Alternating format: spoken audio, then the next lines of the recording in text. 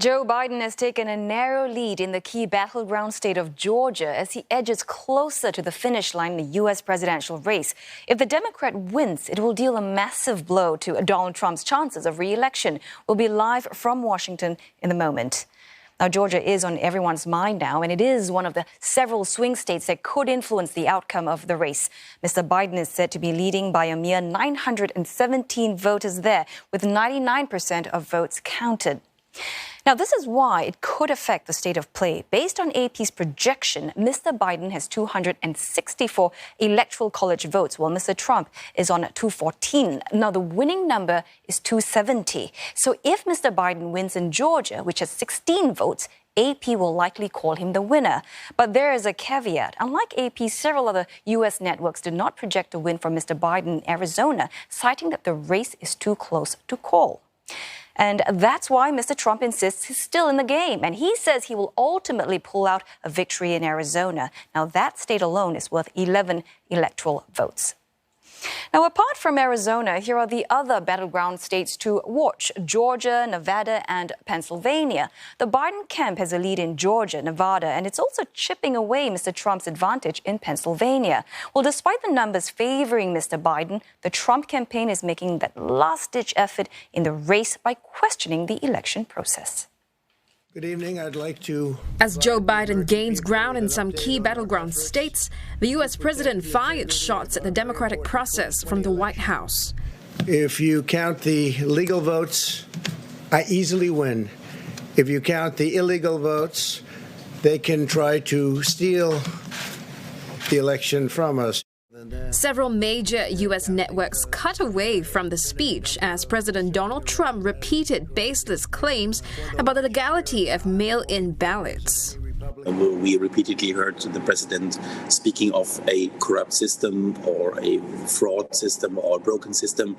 This is indeed a very severe allegation, serious. So we looked into it, of course, as did the national poll observers. And to this very day, no proof, no really concrete material could be found, what could be seen as a base for these allegations. As promised, the Trump team is pressing legal challenges in several states, including Nevada. That's a key battleground state whose 6 electoral votes could be crucial for Mr. Biden's victory. Despite the dismissal of lawsuits in swing states like Georgia and Michigan, Mr. Trump remains convinced that it will head to the Supreme Court. But ultimately, I have a feeling judges are going to have to rule. But there's been a lot of shenanigans, and we can't stand for that in our country. In response, Mr. Biden told America to keep the faith on Twitter, saying no one is going to take the country's democracy away. For the first time since election night, Mr. Biden served his strongest rhetoric yet from his campaign headquarters in Delaware. We have no doubt that when the count is finished, Senator Harris and I will be declared the winners. So I ask everyone to stay calm, all the people to stay calm. The process is working. The count is being completed, and we'll know very soon. The Secret Service is reportedly boosting protection of Mr. Biden in anticipation of his potential win and victory speech. But whoever takes the White House will have to face a divided nation. Results in high turnout counties reveal that red-leaning places have become more Republican by 56%, while blue areas have turned more Democratic by 70%. Simon Marks is tracking the results live from Washington, D.C. for us, and he joins us now for the latest. Simon, a tight race, but it looks like Joe Biden is inching towards victory. Yeah, I think that's correct. I mean, we said that exactly 24 hours ago, Steve, and it is still true today. At some point in the next few hours, given the fact that Joe Biden is notching up these very marginal victories, but they're victories nonetheless in key states like Georgia and Pennsylvania and Nevada, it is highly likely that over the course of the next few hours, the television networks and the Associated Press will project that Joe Biden is the president-elect. And at that point, point, we enter a new chapter. He will have to decide if he feels as confident in the numbers as the news organizations do, and then perhaps he'll go before the microphones and accept the mandate, such as it is, of the American people and throw down the gauntlet to President Trump and basically either actually say or infer that the president now has a decision to make. Is he going to continue struggling to try and maintain hold on power, or is he going to do what Republicans in the past have done and graciously concede? I think, though, when you look at the numbers, I mean, particularly in Georgia, where right now Joe Biden enjoys an advantage over Donald Trump of only around 1,000 votes, there's every reason to assume that Donald Trump is going to push for a recount there.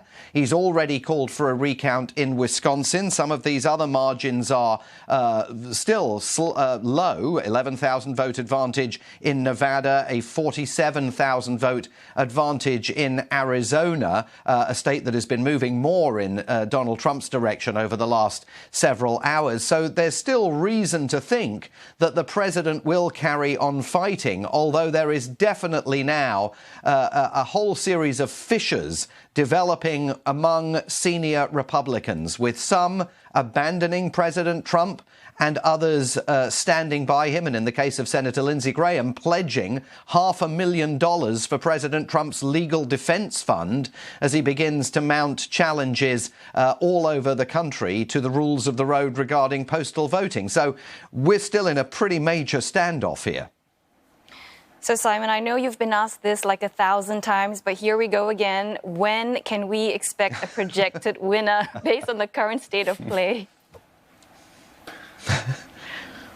Well, I thought it was going to come last night. I thought it was going to come the previous night. I mean, I think it could happen literally at any point over the course of the next few hours, or the television networks may look at these margins and say, you know, 1,000 votes separating these two candidates in Georgia. We really are going to have to wait until fully 100% of the vote is tabulated there to make the call. I do think Pennsylvania is the one that's going to make the big difference, because as the votes there continue to be tabulated at the moment, Joe Biden is still behind Donald Trump to the tune of about 18,000 voters. But those margins have been tumbling over the last few hours, and at some point they're going to cross and Joe Biden's going to move into the lead. And it may well be that the networks choose to interpret the victory as coming in Pennsylvania, not necessarily in Georgia. So we're on tenterhooks here. But I think it's hugely important, Natalie, to underscore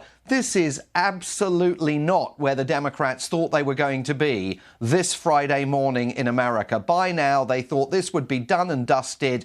Joe Biden's transition would be well underway. He could look forward to working with a Democrat-controlled Senate. This was going to be a landslide. And not only has it not appeared, but actually they're fighting tooth and nail, even at this late stage, for every single vote, and doing so in an environment in which President Donald Trump, breaking all precedent, is insisting without any supporting evidence that the Democrats are trying to steal this election. So things could still be long, drawn out, and get very ugly here over the next few days.